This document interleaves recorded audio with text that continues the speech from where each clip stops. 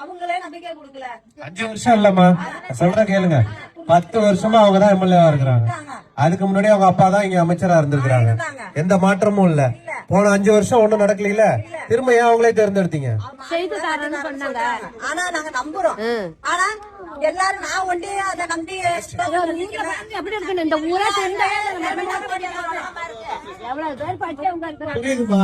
அந்த எங்க ஊர்ல அவங்க படிச்ச மக்கள் அவங்க ஏதாவது வேலை வாய்ப்பு கொடுத்தாங்கன்னா நாங்களும் ஓட்டு உண்மையிலே வருத்தமா தான் இருக்கு, கஷ்டமா தான் இருக்கு.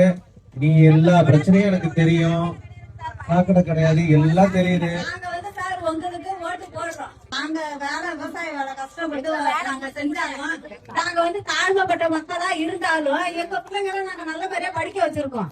ஆனா எங்க பசங்க எதுவுமே முன்னேறல. 5000 6000 இருக்குதான் நாங்க வேலை பாக்குறாங்க. ஆனா நாங்க கட்டின காசு எவ்வளவு? நாங்க 35,000 50,000 நாங்க கட்டுறோம். இப்ப நம்ம மாரி உள்ளவங்களுக்கு மதிப்பு கிடையாது. கஷ்டம் எனக்கு புரியுதுமா. அந்த கஷ்டத்தை தீக்கணும்ன்றதுக்காக தான் நாங்கெல்லாம் அரசியலுக்கு வரோம்.